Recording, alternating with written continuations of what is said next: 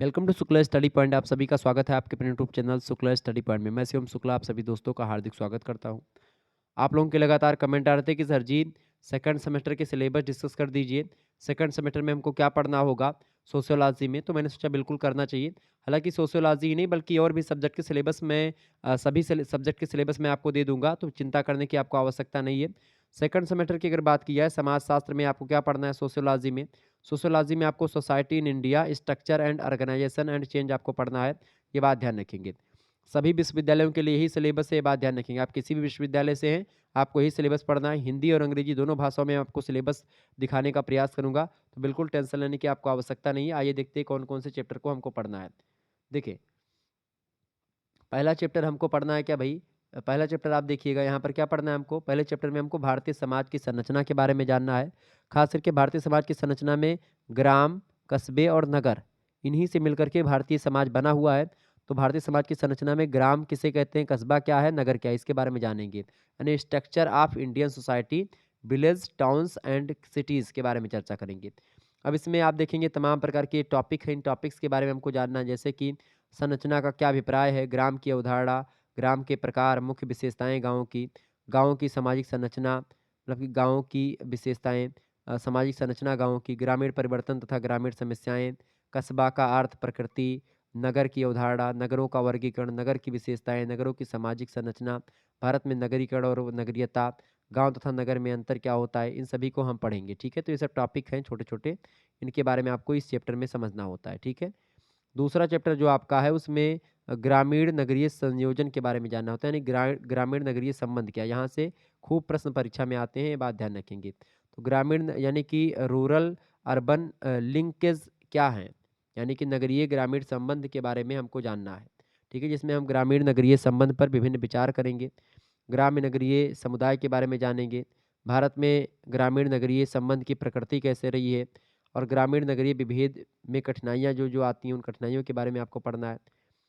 तीसरे चैप्टर में आपको कई टॉपिक आपको देखने को मिलेंगे। तीसरा चैप्टर क्या है, भारतीय समाज में एकता और विविधता। भारतीय समाज चूंकि विविधता में एकता की बात करता है, यानी utility and diversity in Indian society, जिसमें भारतीय समाज की विविधता में जनसंख्या, भाषा, धर्म, संस्कृति, प्रजाति, जनजातीयता, राजनीति तथा भौगोलिक आधार पर भिन्नताएं, विभिन्नता के कारण और परिणाम, भारतीय समाज की विविधता में एकता, प्राचीन भारत में एकता के तत्व, मध्यकालीन भारत में एकता, ब्रिटिश शासन में एकता के तत्व, स्वतंत्र भारत में एकता के का क्या आधार रहा है। तो इन तमाम प्रकार के पहलुओं पर, इन टॉपिक्स पर हम चर्चा करेंगे, नज़र डालेंगे थोड़ा थोड़ा करके। ठीक है। चौथे चैप्टर में आपको क्या पढ़ना है, भारतीय समाज के अध्ययन का भारत विद्या शास्त्रीय, ऐतिहासिक और संरचनात्मक एवं प्रकार्यात्मक परिप्रेक्ष्य के बारे में जानना है, यानी कि Indological, historical, structural and functional perspective of study of Indian society. तो यही आपको पढ़ना है। इसमें उपागम किसे कहते हैं, उपागम का अर्थ भारतीय विद्या शास्त्रीय उपागम, ऐतिहासिक उपागम, संरचनात्मक प्रकार्यात्मक उपागम, और इसके अलावा विभिन्न उपागमों से संबंधित भारतीय और विदेशी विद्वानों के जो विचार रहे हैं, उन विचारों पर चर्चा करना है। पाँचवें चैप्टर में आपको क्या पढ़ना है, पाँचवें चैप्टर में आपको भारत में सांस्कृतिक और संजातीय विविधता के बारे में जानना है, जिसमें भाषा, जाति और क्षेत्र से रिलेटेड चीज़ें जाननी है। Cultural and ethnic diversity in India, language, caste and region के बारे में आपको जानना है। ठीक है। संजातीयता का क्या अर्थ है, भारत में भाषी विविधता, इंडो आर्यन भाषाएं, द्रविड़ भाषाएं, आस्टिक भाषाएं, तिब्बती चीनी भाषाएं, इन सभी को थोड़ा बारीकी के साथ अध्ययन करेंगे, थोड़ा थोड़ा करके समझना है, ज़्यादा इसमें डीपली नहीं पढ़ना है। तो मैं ये जो चैप्टर है आपका, इस पर फोकस करें, बस केवल ये आपको पढ़ना है। ठीक है। अब इसमें क्या क्या पढ़ना है ये अपने हिसाब से मैं बताऊंगा मॉडल पेपर और महासंग्राम वीडियो में, जब चैप्टर डिस्कस करूंगा, या जब फिर जब चैप्टर वाइज वीडियो प्रोवाइड करवाऊंगा तो उसमें बताऊंगा। ठीक है। आगे देखेंगे, छठा चैप्टर आपका है धार्मिक विश्वासों तथा व्यवहारों की विविधता, यानी कि diversity of religious beliefs and perspective, यानी भारत में जो धार्मिक विश्वासों में विविधता है उसके बारे में जानेंगे। धार्मिक विश्वासों का क्या आधार रहता है, विभिन्न संप्रदाय और पंथों द्वारा विकसित धार्मिक विश्वासों के बारे में जानेंगे। ये सब हम चर्चा करेंगे। सामाजिक मूल्य और जीवन शैली से संबंधित व्यवहारों में जो भिन्नता होती है, उन भिन्नता के बारे में जानेंगे। ठीक है। इसके बाद में सातवें चैप्टर में हम लोगों को क्या पढ़ना है, सातवें चैप्टर में हम भारत में जनजातीय समुदाय और उनका भौगोलिक वितरण देखेंगे। ठीक है।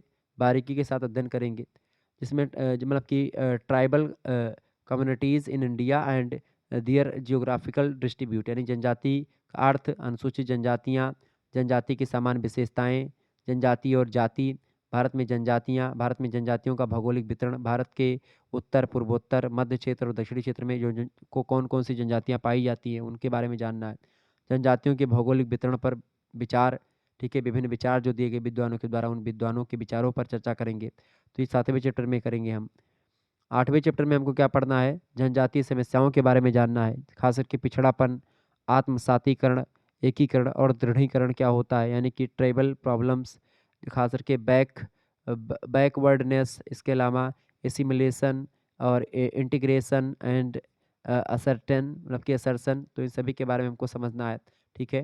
जिसमें भौगोलिक और आर्थिक आधार पर जनजातियों का वर्गीकरण हमको करना है, जनजातियों का पिछड़ापन और अल्प विकास के बारे में समझना है, जनजातीय समुदायों में आत्मसातीकरण की प्रक्रिया क्या होती है, जनजातियों में एकीकरण और दृढ़ीकरण से संबंधित जो समस्याएं आती हैं, तो जनजाति से रिलेटेड जो समस्याएं हैं जनजातियों में, उन समस्याओं के बारे में बेसिकली हमको पढ़ना है, ठीक है। और उनके लिए क्या कल्याण किए गए, सामाजिक और सांस्कृतिक या संवैधानिक प्रकार की क्या विशेषताएं करी गई, जनजातियों के लिए संवैधानिक और कल्याण प्रावधान क्या किए गए हैं सरकार के द्वारा, समाज के द्वारा, संविधान के द्वारा, उसको जानेंगे। इसके अलावा भारतीय समाज की आधार संस्थाएं जैसे कि जाति व्यवस्था जिसमें खास करके आती है, तो basic institution of Indian society caste system के बारे में जानेंगे, ठीक है। संस्था का क्या अर्थ होता है, जाति व्यवस्था का अर्थ, विशेषताएं, जाति व्यवस्था की उत्पत्ति के सिद्धांत बहुत सारे हैं, उनके बारे में, जाति व्यवस्था के गुण दोष, जाति व्यवस्था में वर्तमान परिवर्तन और उत्तरदायी कारण, जाति तथा वर्ग में क्या अंतर है, भारत में जाति का भविष्य क्या है, ये सब प्रश्न परीक्षा में कई बार पूछे आते हैं, तो जाति व्यवस्था से कई प्रश्न आएंगे परीक्षा में, ध्यान रखेंगे। इसके अलावा विवाह से रिलेटेड प्रश्न परीक्षा में आते हैं, मैरिज किसे कहते हैं, विवाह एक संस्था के रूप में हमको भारत में हिंदू विवाह के बारे में समझना है, विवाह का उद्देश्य क्या होता है, एक धार्मिक संस्था के रूप में इसकी प्रकृति को समझना है, विवाह की परंपरागत स्वरूप विवाह का क्या है, विवाह के नियम, वर्तमान परिवर्तन किस तरीके से विवाह में हो रहे हैं, ठीक है। मुस्लिम विवाह की प्रकृति, मुस्लिम तलाक, हिंदू और मुस्लिम विवाह में क्या अंतर है, भारत में ईसाई विवाह की स्थिति, प्रकृति और मुख्य विशेषताएं क्या है ईसाई विवाह की, भारत में जनजाति विवाह के बारे में जानेंगे, जिसमें जनजाति विवाह कितने प्रकार के होते हैं, जीवन साथी के चुनने के कई तरीके होते हैं, उन तरीकों के बारे में जानेंगे। अब अधिमान्य विवाह क्या होता है उसके बारे में समझेंगे। तो विवाह के बारे में बस बहुत ही इम्पोर्टेंट टॉपिक जो इसमें लिखे गए उनके बारे में हम समझने का प्रयास करेंगे, ठीक है। इसके बाद में आप देखेंगे भारत में धर्म के बारे में चर्चा करेंगे, यानी रिलीजन इन इंडिया, ठीक है। भारत में धर्म, तो धर्म की अवधारणा, भारत एक धर्मनिरपेक्ष समाज, हिंदू धर्म की प्रकृति, सिद्धांत तथा प्रमुख स्वरूप जो धर्म के उसके बारे में जानेंगे। बौद्ध धर्म के सिद्धांत, शाखाएं और सुधारवाद, जैन धर्म के आधार, शाखाएं, इस सभी के बारे में चर्चा करेंगे। भारत धर्म में आप देखते हैं सिख धर्म की उत्पत्ति भारत में ही हुई है। इस्लाम धर्म के प्रमुख तत्व और नैतिक शिक्षाएं, ईसाई धर्म की प्रकृति और विभिन्न अनुष्ठान, इन तमाम प्रकार के पहलुओं पर चर्चा करेंगे। में जो धर्म है उनके बारे में चर्चा करेंगे। इसके बाद में 12वें चैप्टर में हम लोग क्या पढ़ेंगे, 12वें चैप्टर के अंतर्गत हम लोगों को पढ़ना संयुक्त परिवार के बारे में, जॉइंट फैमिली के बारे में, संयुक्त परिवार का क्या अर्थ है, विशेषता क्या है, परिभाषा क्या है, संयुक्त परिवार कितने प्रकार का होता है, संयुक्त परिवार के गुण क्या हैं, दोष क्या हैं, संयुक्त परिवार में वर्तमान परिवर्तन जो हो रहे हैं उनके बारे में जानेंगे। संयुक्त परिवार में परिवर्तन के कारक, संयुक्त परिवार से संबंधित तमाम प्रकार के जो अध्ययन किए गए उनसे जो निष्कर्ष निकले उन निष्कर्षों के बारे में मैं आपको बताऊंगा। तो जॉइंट फैमिली क्या है पूरा विस्तार समझेंगे। इसके बाद में भारत में सामाजिक वैज्ञानिक सोशल क्लासेस इन इंडिया, खासकर कृषक, ग्रामीण, औद्योगिक, नगरीय और मध्यम वर्ग, इन सभी के बारे में चर्चा करेंगे, ठीक है। तो वर्ग का क्या अर्थ होता है, सामाजिक वर्ग की क्या विशेषताएं होती हैं, भारत में वर्ग विभाजन के आधार, भारत में सामाजिक वर्गों की संरचना, कृषक और ग्रामीण वर्ग की संरचना, ब्रिटिश काल तथा स्वतंत्र भारत में औद्योगिक तथा नगरीय वर्ग की संरचना कैसी थी, कैसी है, ठीक है। उच्च वर्ग, मध्यम वर्ग और नव मध्यम वर्ग, सामान्य मध्यम वर्ग और सीमांत मध्यम वर्ग, ये मध्यम वर्ग में आते हैं। इसके अलावा निम्न वर्ग, इन सभी के बारे में जानेंगे हम। 14 नंबर चैप्टर है आपका बहिष्कार तथा समावेशन, तो इस जिसमें दलित और पिछड़े वर्ग के बारे में बात करेंगे हम। मतलब कि एक्सक्लूजन एंड जो है इंक्लूजन, जिसमें दलित और बैकवर्ड्स क्लासेस के बारे में जानेंगे हम। बहिष्कार की अवधारणा का तत्व, मतलब बहिष्कार की अवधारणा क्या है, उसके तत्व क्या क्या है, समावेशन का क्या अर्थ है, समावेशन के तत्व, भारत में दलित और पिछड़े वर्गों के बारे में जानेंगे, खास करके दलित से क्या मतलब है, दलित जातियों की परंपरागत तथा वर्तमान समस्याएं क्या हैं, दलितों के लिए कल्याण कार्य क्या-क्या किए गए हैं, दलितों की परिस्थिति में परिवर्तन आया है क्या, उसके बारे में जानेंगे। इसके अलावा अन्य पिछड़े वर्ग के बारे में जानेंगे। पिछड़े वर्ग का क्या अर्थ है? पिछड़े वर्ग से संबंधित आयोग जो बनाए गए हैं, काका कालेलकर आयोग हो या बीपी मंडल आयोग हो, इसके बारे में जानेंगे। पिछड़े वर्गों के चयन, अन्य पिछड़े वर्गों से संबंधित तमाम प्रकार की समस्याएँ हैं, उन समस्याओं के बारे में जानेंगे। विकास के लिए सरकार के प्रयत्न को समझेंगे हम। तो इस तरीके से ये सब हम समझते हुए आगे बढ़ेंगे। 15वें चैप्टर में हम भारतीय समाज में स्त्रियों की क्या स्थिति है, उस स्थिति के बारे में समझेंगे, ठीक है? वुमेन इन इंडियन सोसाइटी, विभिन्न युगों में स्त्रियों की परिस्थिति, आधुनिक भारत में स्त्रियों की स्थिति में परिवर्तन के क्या कारण रहे हैं, स्त्रियों की वर्तमान समस्याएँ क्या हैं, हिंदू और मुस्लिम तथा आदिवासी आदिवासी स्त्रियों की क्या स्थिति है, ठीक है? और सभी के बीच में तुलना करेंगे। स्त्री-पुरुषों के बीच समानता के प्रश्न हम देखेंगे। इसके अलावा 16वां चैप्टर है, उसमें क्या पढ़ेंगे? जननांकिकी के सिद्धांत और भारत में जनसंख्या की संरचना और गतिकी के बारे में जानेंगे। Demographic theories and the structure of and dynamics of population theory, मतलब पॉपुलेशन इन इंडिया के बारे में चर्चा करेंगे। जननांकिकी का अर्थ समझेंगे, उसका क्या महत्व होता है उसको जानेंगे। जननांकिकी सिद्धांत में खास करके Malthus, Doubleday, Edwin Cannan, Henry George Notestein के द्वारा प्रस्तुत सिद्धांतों के बारे में चर्चा करना है। भारत में जनसंख्या की संरचना तथा गतिकी के बारे में जानना है। जनसंख्या वृद्धि, जन्म दर, मृत्यु दर, जनसंख्या का घनत्व, लिंग अनुपात, आयु संरचना, साक्षरता दर, व्यावसायिक संरचना, ग्रामीण तथा नगरीय संरचना, नगरीय जनसंख्या, अनुसूचित जातियां और अनुसूचित जनजातियां, भारत में प्रमुख जननांकिकी विशेषताएं, ये सब हमको पढ़ना है। परेशान होने की ज़रूरत नहीं, इतने टॉपिक आपको जो लिखे हैं यहाँ पर इतने नहीं आपको देखने के पढ़ने की ज़रूरत है ज़्यादा। बाकी मैं जो-जो इम्पोर्टेंट होगी उनके बारे में मैं आपको समझा दूँगा, बता दूँगा, तो परेशान बिल्कुल भी नहीं होना है, ठीक है? आगे देखेंगे, अगला टॉपिक है आपका 17वां नंबर, मतलब 17वां चैप्टर है आपका भारत में जनसंख्या विस्फोट और जनसंख्या नियंत्रण, population explosion and population control in India. Bharat में जनसंख्या वृद्धि की प्रवृत्तियाँ क्या रही हैं? भारत में जनसंख्या विस्फोट के जो समूचक मतलब कि जो एक प्रकार से संसूचक हैं उसके बारे में जानेंगे। जनसंख्या विस्फोट के कारण क्या रहे थे? जनसंख्या वृद्धि के सामाजिक आर्थिक प्रभाव समझेंगे। वर्तमान दशाओं में जनसंख्या विस्फोट का मूल्यांकन कैसे कर सकते हैं? भारत में जनसंख्या नियंत्रण कानून जो 1976 की प्रथम जनसंख्या नीति के अंतर्गत जो प्रयत्न किए गए उसके बारे में चर्चा करेंगे।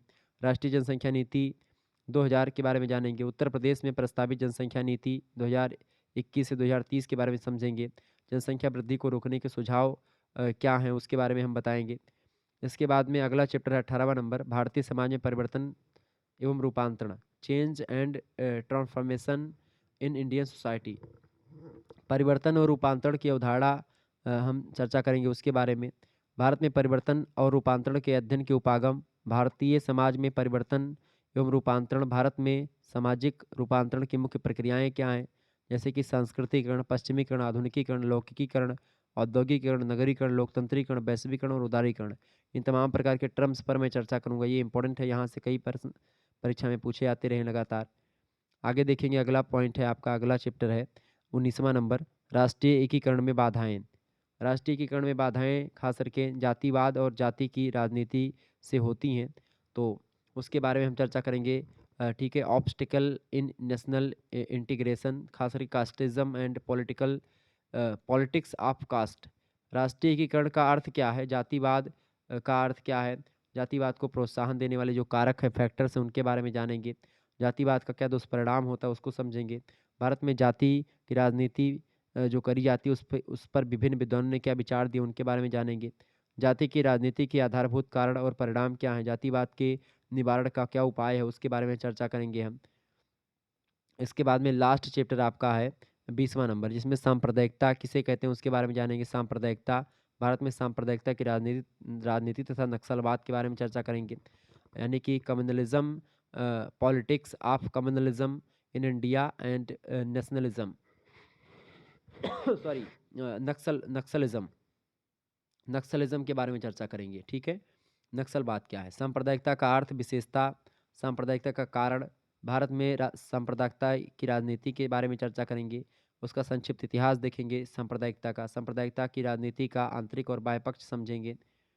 सांप्रदायिकता राजनीतिक दलों के प्रकार, सांप्रदायिकता के दुष्परिणाम, सांप्रदायिकता निवारण के लिए सुझाव।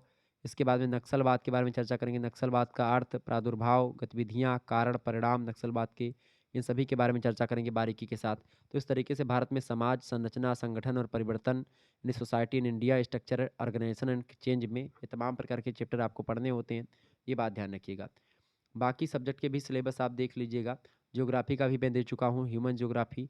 इसके अलावा शिक्षा शास्त्र में आपको development and challenges of Indian education system पढ़ना, ये भी मैं दे चुका हूँ।